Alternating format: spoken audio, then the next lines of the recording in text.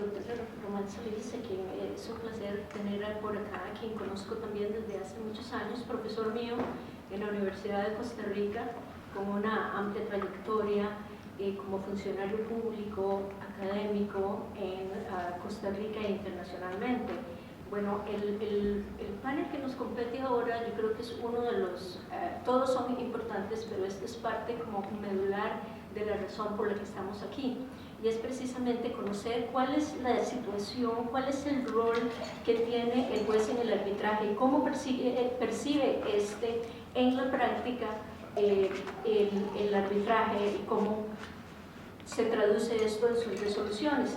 Y yo empezaría tal vez recordando que existen varias razones que históricamente han provocado casi que un divorcio en la labor jurisdiccional y la práctica del arbitraje. En ocasiones erróneamente se ha presentado el arbitraje como una lentitud a la justicia estatal, y por estas y otras razones el juez se percibe como un actor completamente indeseado por parte del tribunal arbitral y de las partes. Por su parte también los jueces en algunas ocasiones interpretan la figura de arbitraje como una invasión a su potestad de impartir justicia y también hasta contraria a la propia soberanía nacional. Debemos también reconocer que algunas de estas concepciones han sido superadas en muchos de nuestros países y que cada vez se va avanzando más hacia una concepción en donde tanto el arbitraje como la justicia estatal se ven como colaboradores, como administradores de justicia en ámbitos y con potestades diferentes y hasta complementarias. Los jueces nos parece que cada vez más reconocen la importancia que tiene el arbitraje internacional y el impacto, la relevancia que este tiene en la economía, en el comercio, en las inversiones, y también reconocen las limitaciones de los árbitros al carecer de la potestad de imponer coercitivamente sus decisiones. Por otra parte tenemos la posición del Estado mismo, quien a su vez ha admitido el arbitraje como una manifestación de la voluntad y ha establecido algunos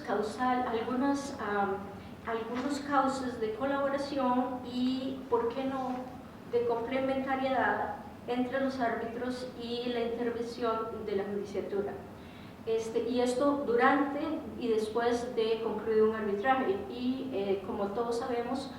la intención del Estado se hace patente en muchas de nuestras legislaciones nacionales cuando se le da al juez la potestad, por ejemplo, de aclarar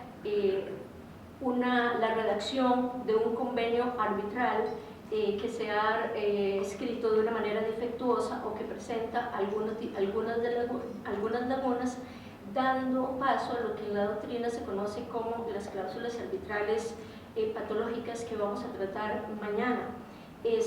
También en otras ocasiones se solicita al juez y se le da la posibilidad de otorgar las medidas cautelares que el árbitro solicite a las partes. En la práctica también de pruebas, garantizando que las mismas no sean destruidas o que ciertos medios de prueba de manera efectiva sean aportados a la decisión de los árbitros, incluso contra la voluntad de quienes se suponen deberían colaborar en la voluntad de administración efectiva del arbitraje. Así puede decirse que estaba previsto que los jueces suplan con su imperio la posibilidad que tienen los árbitros de imponer coercitivamente sus decisiones. Con lo anterior no tratamos de abocar ni de decir que existe una relación completamente armoniosa entre el rol del árbitro, de los jueces y de los litigantes. Por el contrario, yo creo que este panel ha sido previsto y es una invitación a visitar cuál es la realidad del continente, y con ellos intentamos pues dar una mirada a la participación y el rol que tiene el juez en los procesos arbitrales. En este sentido, me parece que es interesante explorar no solo cuál es la posición que mantiene el Poder Judicial y los jueces, no solo a los niveles más altos de la jerarquía, sino también con aquella que mantienen los jueces de segunda y tercera instancia. y explorar si efectivamente hay coincidencia entre esas dos posiciones o hay divergencias en las mismas. Y quién no, que mejor que un magistrado que nos ilustre cómo efectivamente percibe esta labor del juez y cómo están percibiendo los jueces el arbitraje. Y en este sentido, de verdad que es un placer para mí presentar al doctor Román Solís, quien conoce el Poder Judicial, yo diría que de arriba hacia abajo y de abajo hacia arriba, quien ha estado allí muchísimos años, quien es también un reconocido profesor universitario. En su labor, su experiencia laboral es amplísima, así que voy a limitarme pues, a los puntos más relevantes. Ha ocupado cargos públicos en la Procuraduría General de la República, como procurador adjunto, procurador civil, procurador fiscal y procurador general de la República entre los años 1997 y 2001. Dentro del Poder Judicial ocupa el puesto de magistrado de la Corte Suprema de Justicia desde el año 2001 dentro de la Sala Primera, y dentro de otros cargos cabe destacar su labor como fiscal del Colegio de Abogados, fiscal de la Academia Nacional de Derecho Público. Dentro de su experiencia docente tenemos que el doctor Solís se ha desempeñado desde el año 1980 como instructor en diferentes carreras. Yo creo que algo muy interesante en la experiencia, los estudios realizados, es que no solamente estudia Derecho, sino que también estudia Economía, Relaciones Internacionales, Democracia, Asuntos Exteriores y Ciencias Políticas. Es profesor instructor en régimen académico de la Facultad de Derecho de la Universidad de Costa Rica en los cursos de Derecho Público, Constitucional, Administrativo, Teoría del Estado desde el año 1980. También es coordinador del área de estudios independientes de la Facultad de Derecho, profesor de Derecho Administrativo y Constitucional de la Escuela Libre de Derecho y profesor de Derecho Público y Constitucional en la Universidad de La Salle. Así que los dejo a ustedes con el doctor Román Solís, que estoy seguro que nos va a deleitar con una muy interesante plática sobre este tema. A los compañeros de las Cortes Supremas de Justicia de Panamá y de Chile, que juntamente con la de Costa Rica estamos aquí presentes para compartir con el resto de delegados los temas de interés. Y también un saludo muy respetuoso y a la vez afectuoso a los demás participantes. Algunas caras son conocidas porque han estado participando en los seminarios que en Costa Rica convoca la Cámara de Comercio Internacional y el Centro de Arbitraje Comercial Internacional, que tiene la sede en San José, producto de la reciente ley promulgada en Costa Rica sobre el arbitraje comercial internacional. Algunas de esas caras compartimos hace un año un seminario, y creo que en febrero están igualmente convocados a otro seminario que convoca esta Cámara. Y aprovecho esta mención por cuanto para los organizadores, y hablo de la experiencia de Costa Rica, y mi intervención va a ser exclusivamente desde la perspectiva costarricense, por dos motivos: porque es la que conozco y no me atrevería a hacer valoraciones genéricas o complejas sobre el resto de América Latina y las realidades operativas que los distintos países en América Latina puedan tener en esa relación juez jurisdiccional con juez arbitral. Y decía que tomo este tema por cuanto cuando los organizadores de la actividad a que he hecho mención, que esta es la tercera convocatoria que se hace, que le hacen fundamentalmente organismos del sector privado en Costa Rica, a alguno de los organizadores se les ocurrió invitar a los 5 magistrados y magistradas o ministras y ministros que integramos la Sala de Casación en lo civil de la Corte Suprema de Costa Rica, bajo la creencia de que no íbamos a participar, porque normalmente los magistrados o los ministros somos un poco reacios de bajar de las nubes en donde muchas veces creemos que estamos inmersos para dialogar y para conversar de materias que uno tiene que resolver en su gestión jurisdiccional. Y para nosotros, las 5 personas que integramos la Sala de Casación Civil, consideramos que era una obligación asistir a ese tipo de formación, porque lo vemos desde una perspectiva formativa, por cuanto para la primera experiencia del primer seminario todavía la ley era un proyecto de ley que había sido consultado, el proyecto de ley, a la Corte Suprema de Justicia, y la Corte había dado un veredicto positivo.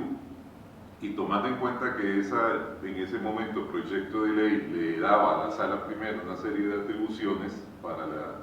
el tema del arbitraje comercial internacional, era obligación nuestra y los magistrados somos 2 magistradas y 3 magistrados, tener un acercamiento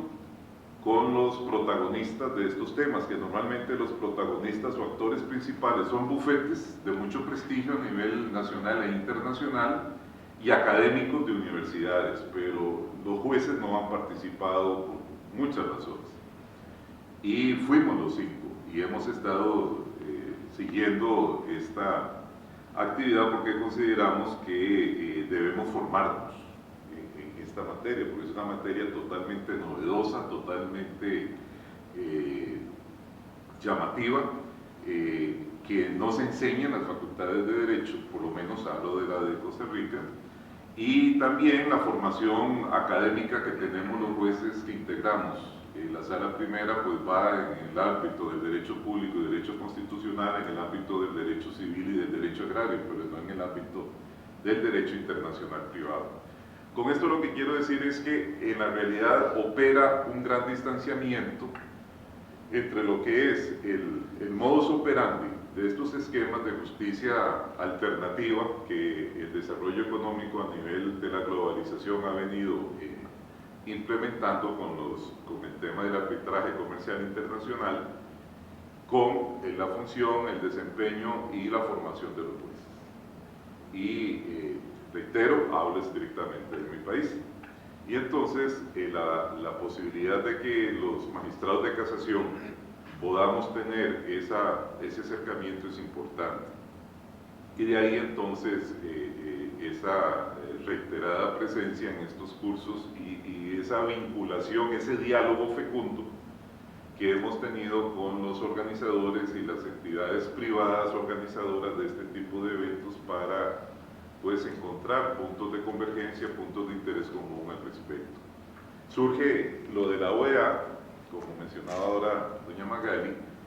y nos pareció importante también entonces tener un acercamiento en estos programas de formación que la OEA pretende desarrollar en el área continental nuestra. Y entonces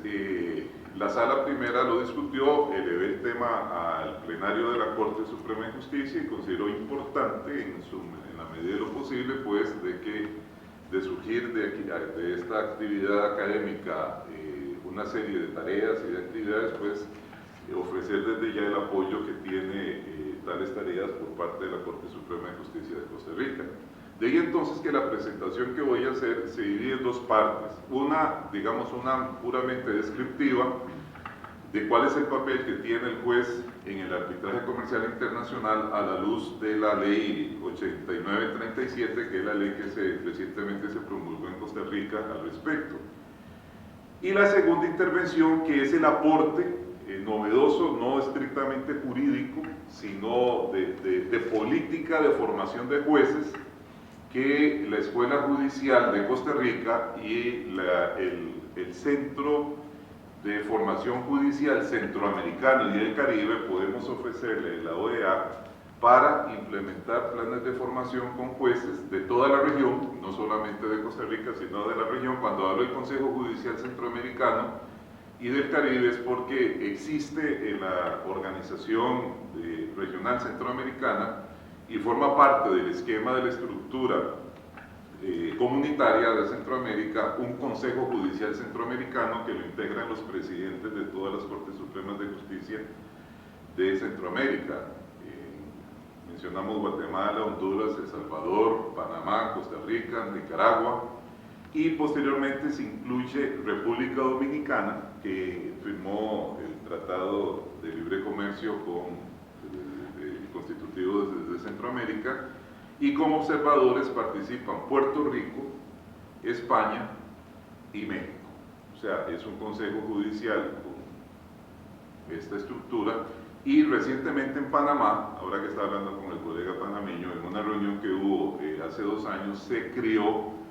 el Consejo de Formación Judicial Centroamericano y del Caribe, cuya secretaría y presidencia la tiene Costa Rica. Y hemos venido desarrollando algunas tareas que posteriormente podemos mencionar y que desde ya ofrecemos para que si de aquí surge algún programa para ser utilizado en la formación de jueces, podamos utilizarlo institucionalmente con el soporte de la infraestructura y de los esquemas de formación y de metodología que la Escuela Judicial tiene, que se comparte a nivel centroamericano. Entonces voy a hacer 2 presentaciones. La primera meramente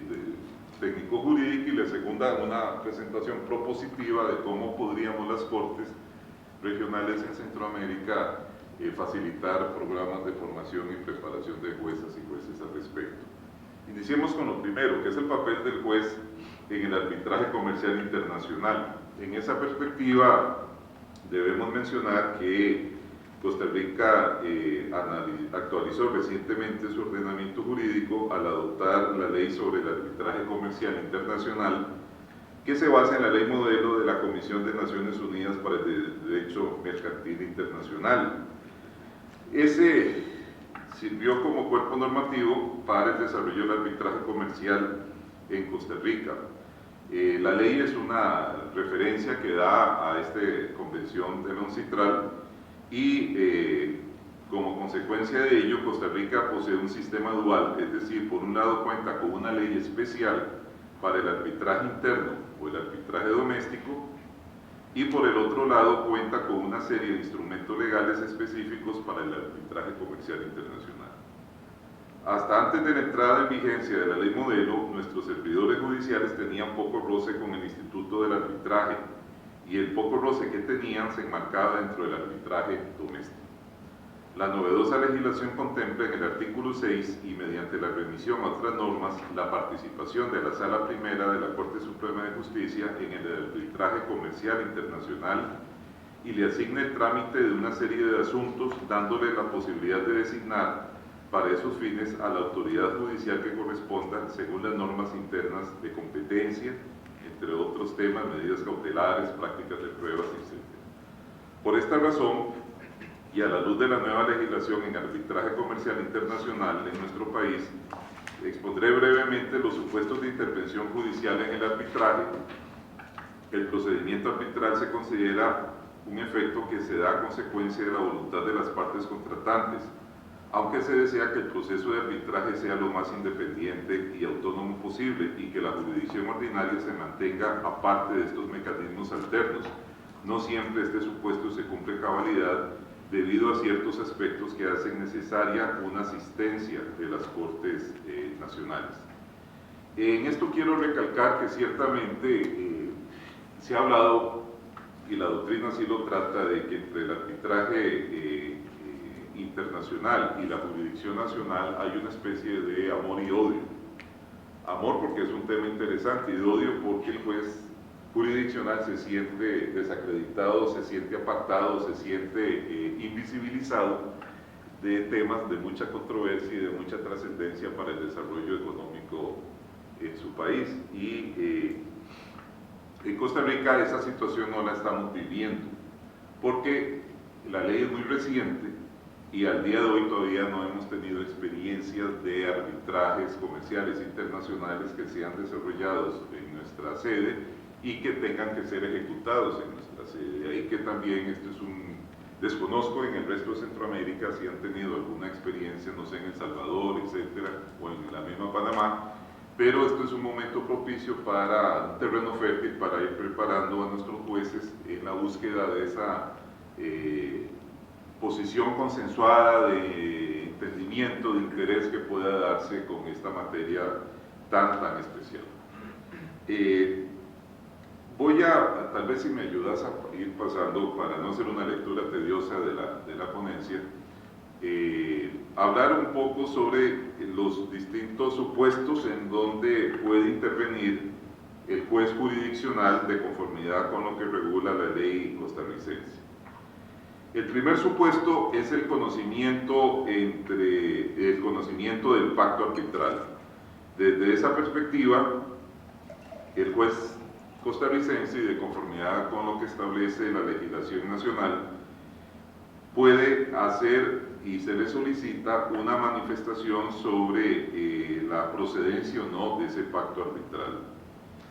En el caso de Costa Rica, es la Sala Primera la que tiene la competencia para determinar sobre esa determinación del conocimiento del pacto arbitral. Es importante, para comprender este aspecto, tener en mente lo que establece el artículo 2, inciso 3 de la Convención de Nueva York, el cual clara y expresamente menciona el respeto que se le tiene que tener al acuerdo arbitral y la remisión de las partes al procedimiento arbitral por parte de las Cortes Judiciales. Ahora bien, este mismo artículo termina diciendo que dicha remisión se realizará a menos que se compruebe que dicho acuerdo es nulo, ineficaz o inaplicable. En cuanto a ese examen o análisis de las Cortes acerca del acuerdo arbitral, hay distintas posiciones en la doctrina y en las diversas legislaciones nacionales. Algunas inclinan hacia la idea de que ese primer análisis de las Cortes acerca del pacto arbitral debe ser uno completo y relativamente profundo para que de esta manera declararlo ya sea nulo, ineficaz o inaplicable. Por otro lado, la otra posición consiste o prefiere la realización de un análisis no tan profundo detallado acerca del acuerdo arbitral, sino que se prefiere un análisis breve de dicho pacto y de esta manera remitir a las partes al proceso arbitral, permitiendo que sean los árbitros quienes decidan sobre su propia competencia en aplicación del principio competencia. Principio este que a nivel del arbitraje doméstico la Sala Primera ha venido reiteradamente fundamentándolo en sus decisiones cuando ha tenido que intervenir en temas internos.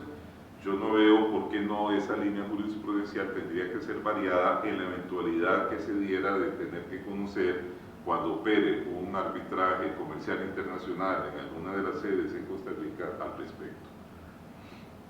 Otro tema en donde deben intervenir la jurisdicción y con ella los jueces competentes es en el tema de las medidas cautelares. Entendemos por medidas cautelares a la posibilidad que tiene una de las partes de solicitar acciones que permitan el correcto desenvolvimiento del arbitraje y que la eficacia de lo dispuesto en el auto sea asegurada. Una acertada definición de lo que se entiende por medidas cautelares la encontramos en nuestra nueva ley al emular la ley modelo, al mencionar que por medida cautelar se entenderá toda medida temporal por la que en cualquier momento previo a la emisión del laudo por el que se dirima definitivamente la controversia, el tribunal arbitral ordene a una de las partes que realice algún tipo de acción de las que allí se menciona. Lo establece claramente el artículo 17 de la ley costarricense. Sea para mantener o restablecer el status quo en espera de que se dirima la controversia, para que se adopten medidas para impedir algún daño actual o inminente o el menoscabo del procedimiento arbitral, o que se abstenga de llevar a cabo ciertos actos que probablemente ocasionarían dicho daño o menoscabo al procedimiento arbitral, que proporcione algún medio para preservar bienes que permitan ejecutar todo lo subsiguiente, o bien se preserve elementos de prueba que puedan ser relevantes o pertinentes para resolver la controversia. Igualmente, las condiciones para el otorgamiento de dichas medidas son las usuales, según el artículo 17. De no otorgarse la medida cautelar, es probable que se produzca algún daño no resarcible adecuadamente mediante una indemnización que sea notablemente más grave que el que pueda sufrir la parte afectada por la medida en caso de que ésta sea otorgada. Existe una posibilidad razonable de que su demanda sobre el fondo del litigio prospere. La determinación del tribunal arbitral respecto de dicha posibilidad no prejuzgará en modo alguno toda determinación subsiguiente a la que pueda llegar dicho tribunal. El tema de las medidas cautelares es un tema de por sí siempre controversial, tanto a nivel del proceso interno y en Costa Rica a nivel del proceso jurisdiccional interno, tanto en materia civil como en materia contenciosa administrativa. Tenemos la figura de las medidas cautelares, en donde en el campo del derecho civil y comercial los jueces se manejan con mucha soltura y no hay mayores complejidades al respecto. Es más, la legislación procesal civil no establece una lista detallada, cerrada, de medidas cautelares, es una lista abierta, porque el juez puede hasta crearlas para el caso concreto, en donde también las medidas cautelares operan a petición de parte y el juez, es más, operan a petición de parte o bien también de oficio, cuando el juez pueda de manera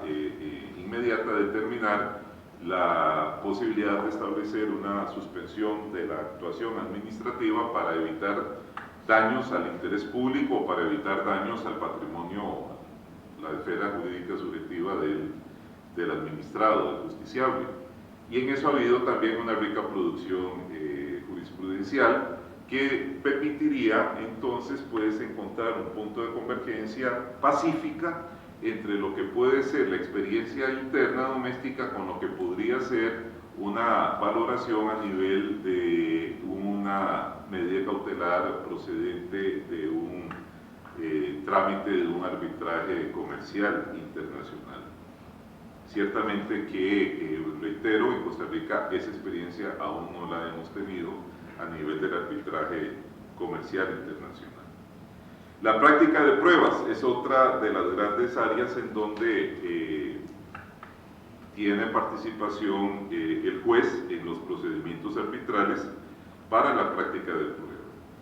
Los tribunales arbitrales están facultados para decidir sobre este aspecto, cuáles acepta y cuáles no, así como el lugar donde se practicarán. La intervención de los jueces se activa cuando se presenta la necesidad de practicar una prueba que afecte los derechos de terceros o que requieran una autorización judicial. Hay que recordar que es en la restricción del poder de actuación de los árbitros en donde radica el verdadero fundamento de la asistencia judicial, ya que los árbitros carecen de la potestad de coerción para realizar ciertas actuaciones y de ahí la procedencia entonces de la solicitud de intervención jurisdiccional. Un ejemplo se observa cuando una parte solicite como prueba una exhibición de libros de contabilidad de un tercero, así como también podría ser el caso cuando se necesite cierta información de alguna empresa o de alguna entidad o institución. Es decir, se hace necesaria la asistencia de los tribunales estatales en cierto tipo de solicitud de pruebas debido a la falta de poder de imperio de los árbitros sobre terceras personas. Se requiere en la mayoría de las veces para poder solicitar la asistencia judicial en el tema de la práctica de pruebas la anuencia o la autorización del tribunal arbitral. Además hay que decir que aunque los árbitros efectivamente están facultados para poder admitir o no las pruebas que se les presenten, esto podría dar pie a que se llegue a dar otro momento de intervención por parte de los tribunales jurisdiccionales. Se habla del análisis de la ilegalidad de alguna prueba admitida y practicada por el tribunal arbitral, ilegalidad que incluso podría tener como consecuencia una eventual anulación del auto en la perspectiva del manejo también, que de por sí es muy controversial, de lo que es el orden público en materia arbitral, tanto el orden público nacional como el orden público internacional. La producción jurisprudencial de la Sala Primera de Costa Rica, resolviendo nulidades de laudos arbitrales domésticos, ha también prodigado una concepción de orden público nacional, en donde se parte de la tesis fundamental que ese orden público nacional está constituido por una serie de principios, valores, dogmas, instituciones que se derivan del derecho de la Constitución, y que todos los operadores del derecho, sean estos privados o sean estos jurisdiccionales, deben respetar y deben acomodar sus decisiones a esos principios que en su conjunto integran el orden público. Este es un tema, reitero, sumamente controversial, generó gran debate el año pasado cuando lo presentó el consultor de México y sigue generando el debate en esa interpretación, y eso es uno de los temas que desde ya sugiero que deben ser muy bien tratados en cualquier programa de formación de jueces jurisdiccionales, el manejo conceptual de lo que es el orden público a nivel nacional y lo que es el orden público a nivel internacional. Otra materia en donde participa el juez de conformidad con la ley nuestra es en la recusación de los árbitros. La ley dispone que toda recusación de árbitros se realice mediante un escrito dirigido al tribunal arbitral, el cual será el órgano competente para conocer la petición. La intervención judicial tiene cabida aquí, ya que la ley prevé la posibilidad de que la parte pueda llevar la decisión de rechazo del tribunal arbitral sobre la recusación a conocimiento de las Cortes Nacionales, quienes decidirán definitivamente la cuestión sin la posibilidad de recurso alguno. Menciona el artículo 13 de dicho cuerpo normativo, en el inciso 3, si no prospera la recusación incoada con arreglo del procedimiento acordado por las partes o en los términos del párrafo segundo del presente artículo, la parte recusante podrá pedir dentro de los 30 días siguientes al recibo de la notificación de la decisión por la que se rechaza la recusación al tribunal u a otra autoridad competente conforme al artículo 6, que es autoridad competente, el artículo 6 de la ley nuestra señala que es la sala primera, decida sobre la procedencia de la recusación, decisión que será inapelable. Mientras esa petición esté pendiente, el tribunal arbitral, incluso el árbitro recusado, podrán proseguir las actuaciones arbitrales y dictar un laudo. El otro aspecto donde interviene el juez jurisdiccional es en la anulación de los laudos. La jurisdicción competente para entrar a analizar una posible anulación de las sentencias arbitrales va a ser la jurisdicción de la sede del arbitraje. Se observa aquí otro tipo de intervención judicial dentro del proceso arbitral, pues el único recurso que se puede ejercer ante un laudo es el recurso de nulidad que le corresponderá conocer a las Cortes Nacionales del Estado del Arbitraje. En Costa Rica, dichos recursos se interpondrán ante la Sala Primera de la Corte Suprema de Justicia, y entre los motivos que pueden alegar alguna de las partes están que las partes estén afectadas por alguna incapacidad para celebrar el acuerdo de arbitraje o que este acuerdo no sea válido, que una de las partes no haya sido debidamente notificada de la designación de un árbitro o de las actuaciones arbitrales, que una parte no haya podido hacer valer sus derechos, que el laudo se refiere a cuestiones no sometidas al arbitraje, que la composición del tribunal arbitral o el procedimiento arbitral no se haya ajustado al acuerdo entre las partes o a la falta de tal acuerdo a las disposiciones de ese cuerpo normativo. También en el inciso B del segundo párrafo del artículo 34 de la ley costarricense se establecen las causales por las cuales un tribunal puede invocar de oficio la nulidad del laudo y se refiere a los casos en donde la materia de la controversia no era susceptible de arbitraje según la ley costarricense, así como cuando el laudo es contrario al orden público de Costa Rica. Dos conceptos estos jurídicos demasiado amplios, que la materia no sea susceptible de arbitraje según la ley costarricense. Y según la ley costarricense es la Constitución política la que establece como un derecho fundamental de los ciudadanos dirimir en el arbitraje toda disputa de naturaleza civil que puedan tener. Y quedan excluidos del arbitraje, aunque no lo dice expresamente la Constitución política, sí se ha venido interpretando aquellas cuestiones que afectan el orden social, temas relacionados a que van muy de la mano con el concepto de orden público interno, relacionados a aspectos que afecten a la sociedad en su conjunto y que tenga algún tratamiento constitucional en el capítulo de los derechos y garantías de naturaleza social. Y el último tema en donde también participa el juez jurisdiccional es en el tema del reconocimiento y de la ejecución de los laudos, que tal vez ese es el tema, si los anteriores son sensibles, este es el tema más sensible. Ese es el tema que podríamos calificar como o bien el talón de Aquiles de cualquier experiencia que podamos tener en materia de ejecución de laudos a nivel de las jurisdicciones nacionales y en donde mayor controversia, mayor debate puede originarse al respecto. Y es ahí donde entonces se ha dicho en algún momento que surge esa controversia o esa confrontación entre el juez jurisdiccional y el juez privado, el juez arbitral, porque el juez jurisdiccional adopta esa posición de decir, me están trayendo y me están imponiendo esto, y entonces ahora sí voy a hacer valer mi papel de autoridad judicial frente a ustedes, árbitros privados. y eso no es lo que debemos perseguir al respecto. Un juez jurisdiccional bien preparado, bien orientado, bien formado en este terreno tan novedoso debería tener un papel más bien proactivo, coadyuvante, de buscar la mejor solución y facilitar la ejecución inmediata del acto.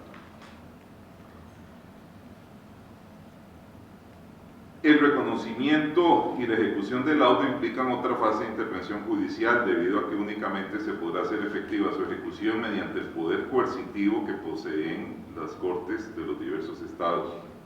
Al llevar un laudo a un determinado estado para hacerlo valer, inevitablemente se necesitará la asistencia de la jurisdicción ordinaria del lugar donde se quiera ejecutar la sentencia arbitral. De nuevo, en Costa Rica, esta función le corresponde igualmente a la Sala Primera de la Corte Suprema de Justicia. Es ahí entonces donde, reitero lo que acabo de decir, donde los tribunales, y en especial siendo una competencia de la Corte Suprema de Justicia en sede de la Sala Primera, donde la posibilidad de establecer una línea de comprensión, de construcción jurisprudencial, de facilitar la ejecución del laudo, pues es un terreno a desarrollar hacia el futuro. A manera de conclusión, quiero expresar los siguientes puntos.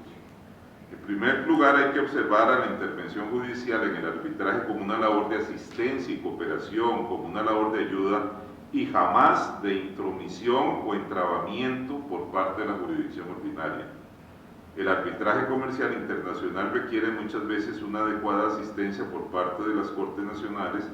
para poder llevar a buen puerto el proceso, de ahí la necesidad de esta intervención.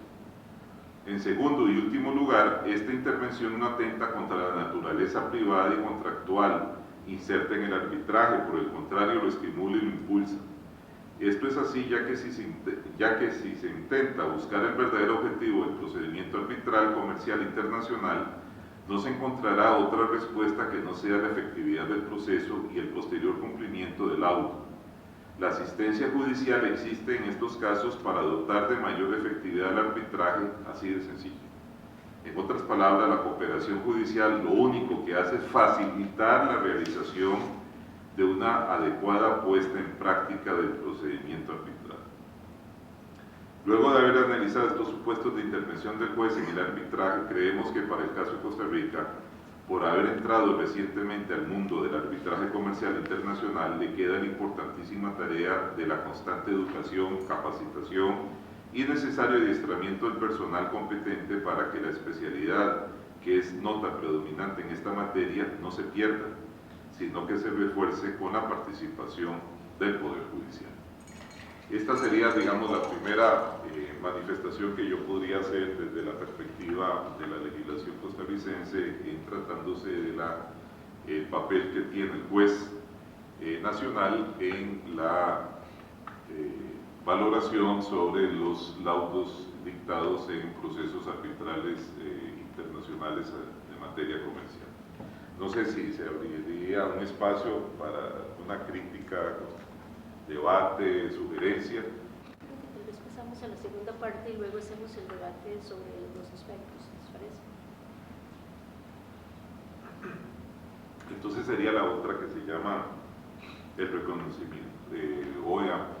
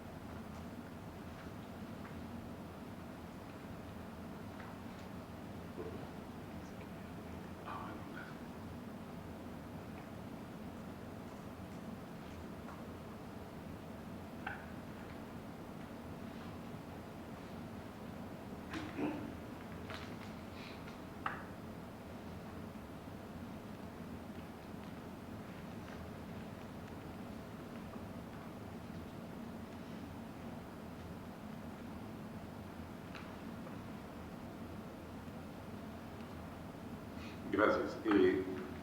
Reitero lo que mencioné al inicio de mi intervención, de que se hace muy necesario para las cortes nuestras, para los poderes y organismos judiciales del área,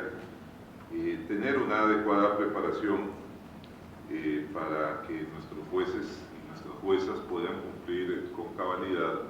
las competencias que puedan otorgársele desde la perspectiva de el manejo, entendimiento, ejecución, comprensión de los arbitrajes comerciales internacionales. ¿Por qué? Porque el juez debe empoderarse de su función y ser un facilitador, reitero la percepción que tenemos. El juez debe facilitar, no obstaculizar ni impedir, sino facilitar el desarrollo adecuado del proceso arbitral. Y aquí entonces en esta breve exposición sugiero algunas ideas de cómo llevar adelante estos procesos de formación y de capacitación en el seno de los poderes judiciales de Centroamérica y del Caribe. Reitero que lo ubico en esta perspectiva por cuanto el programa que estamos, el proyecto que estaríamos ofertando aquí es para esa región exclusivamente. Desde nuestro punto de vista, un proceso de capacitación dirigido a jueces y juezas en materia de arbitraje comercial internacional debe partir de varias premisas. Una de ellas se refiere a la existencia de una serie de deberes asumidos soberanamente por los diversos estados de la región para garantizar que las controversias surgidas en el marco de las relaciones mercantiles puedan ser dilucidadas a través de procesos arbitrales, así como que los laudos producto de tales puedan ser ejecutados en forma plena y efectiva en los distintos países. Adicionalmente, muchas de las constituciones nacionales de los países de la región reconocen la validez de los laudos arbitrales. En otras palabras, la capacitación en esta materia tiene que partir de un marco normativo amplio y claro que reconozca el uso del arbitraje como un derecho de las personas, como un elemento más en la oferta con que cuentan los estados para garantizar a sus habitantes el acceso a la justicia. Por otra parte, la formación en arbitraje comercial internacional debe fomentar el respeto a la libertad de las partes que han pactado, mediante las cláusulas compromisorias o por acuerdo posterior, someter a su disputa a un arbitraje internacional. El principio dispositivo que rige la actividad procesal común adquiere un nuevo matiz, pues obliga a la justicia a respetar y facilitar la libre voluntad de las partes, así como a propiciar la adecuada puesta en práctica de la decisión arbitral. Como se dijo, la esencia de la actividad judicial relativa a los procesos arbitrales es la de garantizar efectivamente el acceso a la justicia de todas las personas. Por ser el arbitraje una de las formas, en algunos casos la más efectiva, de dilucidar determinadas controversias en el orden comercial internacional, la participación del juez constituye un elemento de aseguramiento del acceso efectivo a la justicia, una herramienta que posibilita atender una necesidad en el orden social sin intervención directa de un Estado mediante el uso de su aparato jurisdiccional. No es una consideración de poca relevancia que los Estados deben propiciar ambientes sanos para el ejercicio de las actividades productivas, en otras palabras, favorecer un adecuado clima de negocios en que los inversionistas tengan claridad acerca de las reglas del juego y puedan confiar en que eventuales controversias que surgen en el desarrollo de sus actividades podrán ser dilucidadas en forma ágil y oportuna. Un sistema de solución de disputas rápido y eficaz favorece la llegada de inversiones de largo plazo, así como de emprendimientos legítimos, social y ambientalmente responsables. Finalmente, se considera necesario partir de la existencia de marcos normativos internos en cada uno de los países de la región que garantizan de forma bastante homogénea al disfrute pleno de los derechos fundamentales ya mencionados de acceso efectivo a la justicia, libertad empresarial, propiedad privada, entre otros. Una intervención judicial de facilitación de los procesos arbitrales y sus consecuencias es a su vez una actuación tendiente a hacer respetar el orden jurídico nacional, es decir, a cumplir con uno de los deberes esenciales de todo sistema de justicia. En el marco de la capacitación judicial destinada, como es lógico, a fortalecer las competencias propias de quien administra justicia, se debe partir de la preparación en contenidos de utilidad directa para el desempeño funcional.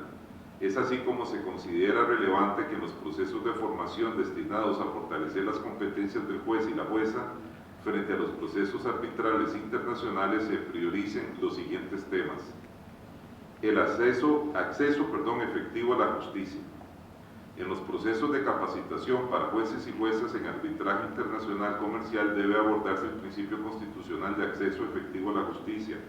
La comprensión de este derecho fundamental es un requisito inexcusable para alguien que administre justicia. De ahí que lo que se debe lograr en estos procesos formativos específicos sea desarrollar una sensibilidad adecuada acerca de la necesidad de lograr un acceso material a la justicia y no solamente un acceso al proceso, de modo que los medios alternos de solución de conflictos surgen como vías idóneas para la realización de este deber constitucional. Un principio de esta naturaleza, además de ser un contenido específico, debe estar incorporado transversalmente en todos los demás temas a ser tratados en las diferentes actividades formativas que compongan este esfuerzo de capacitación. Debe, por ende, incorporarse en todas las estrategias pedagógicas, así como en las diferentes formas de evaluación, de modo que se desarrolle dicha competencia en forma eficaz. Otro eje temático es el relacionado a los medios alternos de acceso a la justicia. Este tema es desarrollado por los poderes judiciales de la región desde hace varios años. En el caso concreto de Costa Rica, la Escuela Judicial ha impartido a cientos de administradores de justicia por cerca de una década. Existen cargos especializados de jueces conciliadores y medios alternos que han sido incorporados como etapas necesarias en varios procesos jurisdiccionales. Verso de lo anterior, la formación jurídica universitaria sigue fuertemente vinculada a la idea del litigio ante la jurisdicción común, de la participación del o de la profesional en un proceso dirigido y decidido por el Estado. Esto hace que la idea del logro de los objetivos procesales por vías no contenciosas o al menos no jurisdiccionales resulta exógenas a las y los profesionales en derecho, de modo que todo esfuerzo formativo debe iniciar por crear una clara y sólida conciencia acerca de la necesidad de fomentar el uso de mecanismos alternos al juicio que permitan a las partes obtener un resultado satisfactorio a sus intereses sin necesidad de poner en marcha el aparato jurisdiccional. De lo anterior se desprende que los medios alternos deben abordarse en forma transversal, en especial la consolidación de una cultura que propicie su puesta en práctica. Además debe ser contenidos temáticos concretos a ser analizados y aplicados en los módulos y talleres que conforman estos procesos de formación. Otro tema a mencionar es la vía arbitral como una opción. El concepto de justicia en nuestras sociedades, pese a los grandes esfuerzos, se han realizado para dotarlo de un sustrato democrático y horizontal. Sigue asociado a la noción tradicional de poder estatal heterónomo, que se impone a la persona común aún en contra de su voluntad. La capacitación en esta materia, en especial la dirigida a jueces y juezas, deben estar dirigida a romper ese paradigma y propiciar una devolución al ciudadano del poder de decidir acerca de la forma más adecuada para dirimir los conflictos que le afecten en sus derechos e intereses. Este contenido temático debe estar enfocado en recuperar esa idea liberal y altamente democrática de permitir a la persona optar por el uso de ciertos mecanismos alternos a la jurisdicción común. Esta extensión del principio dispositivo del proceso lleva a entender que el Estado en determinados casos debe abstenerse de obligar a las personas a someterse a la jurisdicción suya si la voluntad libre y manifiesta de las partes ha elegido el uso de medios igualmente legítimos de solución de controversias. Otro tema también que debe quedar incorporado en este proceso de formación es el relativo al manejo conceptual y técnico de la normativa sustantiva y la normativa procesal. Como se sabe, tanto el derecho internacional público como el derecho internacional privado han producido una vasta regulación en materia de arbitraje. Diversos instrumentos internacionales sirven de base a un sistema sofisticado de normas y principios que rigen esa actividad. Asimismo, en el ámbito interno, cada país cuenta con reglas específicas que determinan la posibilidad de resolver controversias a través del arbitraje,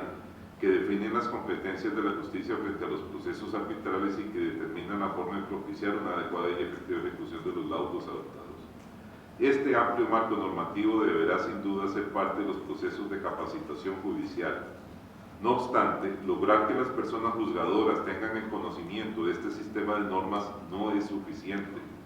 La formación debe ir dirigida también a desarrollar habilidades y destrezas concretas para el ejercicio oportuno de la labor de facilitación de los arbitrajes y las decisiones que en estos se emitan. Se debe entrenar al juez por medio de prácticas y protocolos para reaccionar adecuadamente ante aquellos casos en que debe actuar en la condición mencionada. Tenemos el tema también de la ejecución de los laudos arbitrales, en donde esa es la mayor preocupación que presentan los centros de arbitraje y de quienes acuden a ellos en busca de una solución a sus controversias,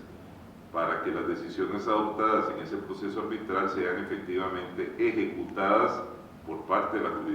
la justicia común. La gran inversión que para las partes implica acudir al arbitraje se puede ver malograda si la justicia nacional es incapaz de adoptar las medidas necesarias en forma ágil y oportuna para llevar a efectividad el laudo dictado. La capacitación de jueces y juezas para esta función debe enfocarse en los requisitos y formalidades que deben ser controlados por la justicia, así como en la búsqueda de soluciones legítimas y creativas para facilitar la puesta en práctica de esas decisiones producto de procesos arbitrales. Se trata, por ende, de estrategias formativas destinadas a fortalecer conocimientos, destrezas y aptitudes por medio de ejercicios prácticos, debates y simulaciones. Abrimos ahora el tema sobre el abordaje metodológico. Si lo que se pretende es dotar a los jueces y juezas de herramientas útiles para el ejercicio de su función de apoyo y soporte ante los procesos arbitrales, la forma de abordar dicha capacitación no puede limitarse a la reproducción academicista de conocimientos técnicos. Por el contrario, debe buscar capacitar de una forma que resulten desarrolladas o fortalecidas las competencias necesarias para la eficaz actuación jurisdiccional. De ahí que se sugiere un marco metodológico como el que de seguido se expone.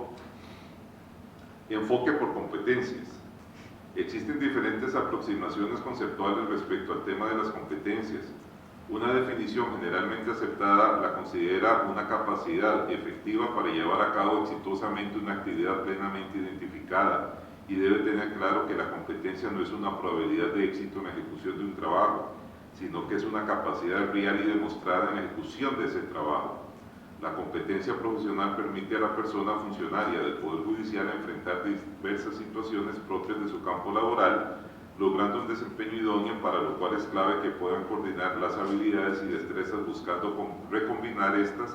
así como las actitudes y conocimientos previos, llevándole a desaprender, a reaprender y de esta forma tratar con situaciones nuevas.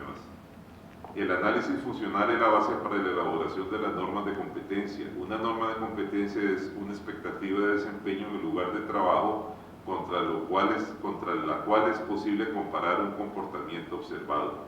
De esta forma se puede afirmar que la norma es un modelo que permite establecer si un profesional es competente o no, constituye un lenguaje común para vincular la capacitación y el perfil que se tiene como objetivo, y permite además la integración de las diversas formas de aprendizaje. Se trata de un sistema objetivo, independiente y universalmente aplicable, ya que provee un estándar uniforme que permite evaluar las competencias obtenidas por las personas. De esta manera, la integración de una norma de competencia y sus diferentes componentes, las unidades de competencia, los elementos, las evidencias de desempeño, los criterios de desempeño, el campo de aplicación, las evidencias de conocimiento y las guías para la evaluación, es a su vez la base para la elaboración de los currículos de formación basados en competencias, donde los componentes son los elementos que constituyen y dan expresión a la competencia y se precisan en términos de la calidad con que deben lograrse, las evidencias de que fueron obtenidos, el campo de aplicación y los conocimientos requeridos. Se trata, por tanto, de tres grandes dominios a demostrar. El dominio cognitivo, que se refiere al aprender a conocer, aprender a aprender, ejercitando la atención, la memoria y el pensamiento. El dominio procedimental, que se dirige hacia aprender a hacer a fin de adquirir no solamente una calificación profesional, sino más generalmente una competencia que capacite al individuo para hacer frente al gran número de situaciones y a trabajar en equipo aplicando los conocimientos. Y el tercero, el dominio actitudinal, referido al aprender a convivir, a ser, desarrollando la comprensión hacia la otra persona y la percepción de las formas de interdependencia en las que se respeten los valores de pluralismo, comprensión y mutua paz. Después de, estas son las metodologías que sigue la Escuela Judicial para la formación de nuestras juezas y nuestros jueces que pretendemos ofrecer como mecanismo en los programas que eventualmente se puedan desarrollar para la preparación suya en el campo del arbitraje comercial internacional. Podrá sonarnos a todos los que no somos pedagogos que es un tema muy elevado, pero es que este programa lo hacen los especialistas en pedagogía judicial que tenemos en la escuela nuestra para efectos después de que nosotros le demos el soporte de qué es lo que queremos que un juez en esta materia maneje, ¿verdad? Lo tenga como el conocimiento básico fundamental para poder desempeñarse adecuadamente cuando se le presente un tema de arbitraje internacional comercial. Algunos de estos aspectos estrictamente de metodología cognitiva. Hago mención expresa del uso de medios tecnológicos. Para que un ambicioso programa de capacitación como el que se propone logre los objetivos planteados, es indispensable superar el dogma de la educación presencial y hacer uso de herramientas para la formación a distancia, en especial aquellos que favorezcan el trabajo en ambientes virtuales. Para ello se debe sacar el máximo provecho de la plataforma para cursos virtuales Moodle, con que cuenta la Escuela Judicial de Costa Rica y el Centro de Capacitación Judicial para Centroamérica y el Caribe, que además es la empleada prácticamente por todas las escuelas judiciales de la región. La gratuidad de esta plataforma la hace muy accesible a todas las instituciones de formación judicial, al tiempo que su versatilidad hace que cada una pueda administrar su propio entorno virtual sin requerir de grandes inversiones, salvo un espacio adecuado, un servidor web y que el entrenamiento de un cuadro interno capaz de darle mantenimiento a ese campus virtual. Asimismo, permite que una misma plataforma nacional o regional sea empleada eficazmente para todos los países, por todos los países de la región. De este modo, se sugiere que el proceso de capacitación en el arbitraje comercial internacional emplee estrategias pedagógicas tales como el foro virtual, la videoconferencia, el chat, los wikis, entre otros. Cada una de estas facilidades potencia la formación a grandes poblaciones de servidores judiciales, incluso aquellas separadas geográficamente, así como interfiere mucho menos en la labor diaria de quienes administran justicia. En otras palabras, democratiza el acceso a la capacitación judicial. Pienso, en términos de lo que podría ser un programa al respecto, que desde Washington, desde Miami, desde Chile, desde México, los formadores en estos programas de capacitación, en la hora indicada, den la charla o hagan un chat con los jueces de Centroamérica y del Caribe sobre temas muy específicos que puedan ser señalados. Eso ya lo estamos desarrollando en otros ámbitos, en derecho penal, en derecho de familia, en derecho agrario, en derecho sucesorio.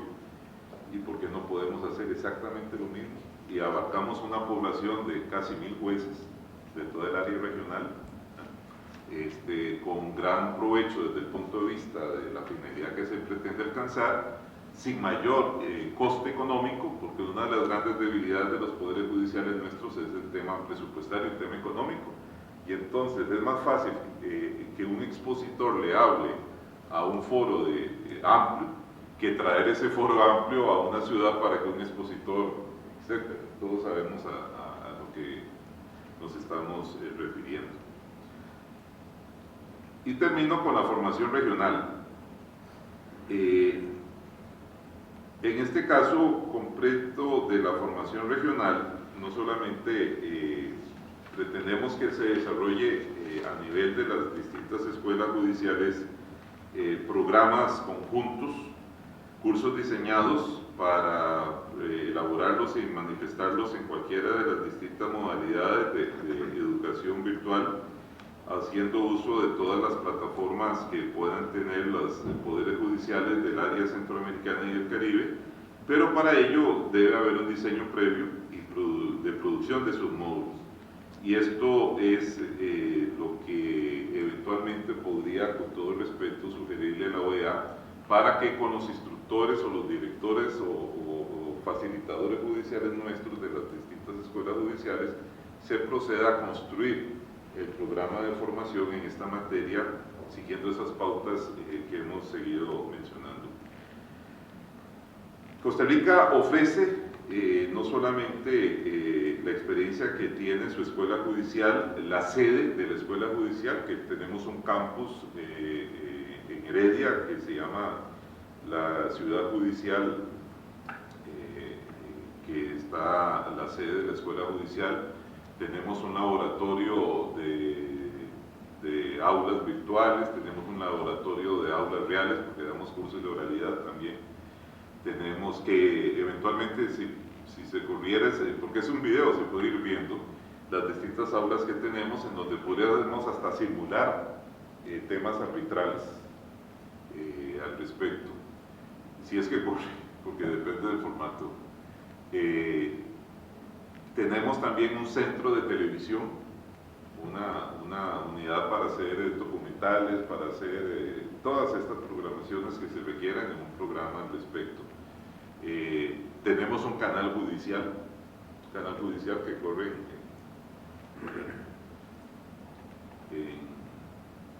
en formato digital, pero es un canal judicial, y ahí la escuela judicial produce programitas respecto a ello. Pero además de eso, sí quiero recalcar otro tema, que la escuela judicial nuestra es la sede permanente del Centro de Capacitación Judicial para Centroamérica y el Caribe. Entonces, todas las actividades que puedan desarrollarse desde la escuela judicial, el nombre lleva el nombre de un presidente de la Corte Suprema de Justicia de Costa Rica que murió y que fue uno de los grandes propiciadores y propulsores de la existencia de esa escuela judicial, don Edgar Cervantes. Somos además la sede del Centro de Capacitación Judicial para Centroamérica y el Caribe. Y además formamos parte de la Junta Directiva de la Red Iberoamericana de Escuelas Judiciales, la RIAEJ, que es parte activa de la Organización Mundial de Capacitación Judicial, la IOT por sus siglas en inglés. O sea, no solamente tenemos la organización regional, sino que además formamos parte de la sede de todas las escuelas de América Latina. Formamos parte de la Junta Directiva, y para el Cono Sur los poderes judiciales podían interesarse conjuntamente en desarrollar desde esta red de Iberoamericana de Escuelas Judiciales, módulos de preparación y formación para los jueces en este campo del arbitraje internacional comercial, como una tarea más de la escuela judicial, de las escuelas judiciales de Iberoamérica, ¿verdad? Que es un tema que no ha sido explotado. Si ustedes buscan las agendas de trabajo de las escuelas, y don Milton no me deja mentir porque formamos parte de la Cumbre Judicial Iberoamericana, el tema del arbitraje es un tema que no está presente, es un tema ausente, y podríamos entonces irlo incorporando en las agendas de trabajo de estas escuelas y eventualmente establecerlo a nivel de una agenda de trabajo de la Cumbre Judicial Iberoamericana.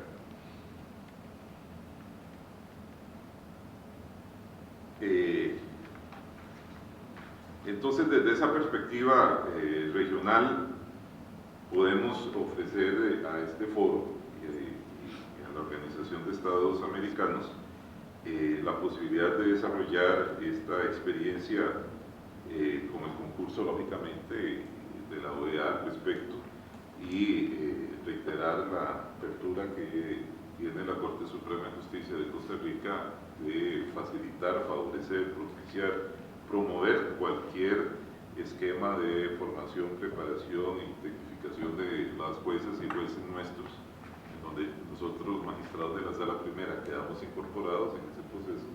para efectos de hacer más real, más inmediato el tema de la ejecución y el manejo de los laudos arbitrales en derecho comercial internacional. Por mi parte, Magali, serían las ideas que me atrevo a exponer ante un foro de tantas autoridades académicas tan competentes, pero que parto de la idea de que como estamos apenas iniciando la experiencia, este tema de la oferta de formación de jueces y juezas pues es el más sensible para nosotros, y pues reiterar nuestro ofrecimiento. Muchas gracias. Bueno, muchísimas gracias al doctor Román. Bueno, muchas gracias. Algunas de las observaciones que algunos de los respetables panelistas han hecho son o la totalidad de las observaciones son de gran interés. El compañero de Perú mencionaba el problema de la judicatura peruana, de la gran movilidad interna que tienen los jueces. Desconozco si eso se da en otras latitudes, pero en Costa Rica no tenemos ese problema. Los jueces son nombrados y permanecen en sus cargos, salvo que por carrera judicial interna lo asciendan a un estadio de mayor jerarquía, de juez a tribunal, y hasta ahí llega, porque del tribunal pasaría ya a ser integrante de la Corte Suprema como ministro. Pero sí hay estabilidad en la carrera, no hay, porque es un principio también constitucional. El juez, además de independiente, debe tener estabilidad. Cuando hay mucha rotación de jueces, genera algún grado de inseguridad funcionarial y debilita la independencia suya como juez y la independencia orgánica del Poder Judicial como tal. En cuanto a las observaciones de don Horacio, pues sí, es muy importante la experiencia que está desarrollando el Centro de Arbitraje de la American University con Brasil, que sería una experiencia a tomar en cuenta si la OEA decide ya desarrollar un programa. Sí trato de reivindicar lo siguiente, y lo hago en la perspectiva nuestra regional, centroamericana, que sería muy importante que cualquier proceso de formación y capacitación de jueces se haga dentro del ámbito de la OEA, porque no estoy excluyendo la posibilidad de esa, pero sí acordémonos que los poderes judiciales nuestros dependen presupuestariamente de decisiones que toman los poderes ejecutivos, y los poderes ejecutivos son los que tienen mayor y más directa relación con la OEA a través de sus cancillerías, etc. Entonces, presentarle, hablo de la experiencia costarricense, presentar un rubro presupuestario para cubrir algunos gastos que pueda generar un programa de formación de jueces en materia de arbitraje comercial internacional propiciado desde la OEA es políticamente más digerible para el ministro de Hacienda y para las autoridades del Ejecutivo que hacerlo a nivel bilateral entre una entidad de un gran prestigio académico, pero van a decir, bueno, ¿qué pasó aquí, verdad? Y como tiene ámbito regional, también esa proyección es importante para los otros poderes judiciales de Centroamérica y del Caribe. Entonces es un programa conjunto entre OEA y la región como tal. Y también las sugerencias que nos hace el señor de Brasil pues son interesantes. Haciendo una salvedad de que fuera de México, Brasil, Argentina y muy esporádicamente Venezuela, que son países federales, el resto de los países en América Latina somos estatales, ¿sí? Entonces no se da ese conflicto tan fuerte entre jurisdicción estatal y jurisdicción federal en muchos ámbitos, ¿verdad? Pero sí es importante la experiencia que pueda tener en esta materia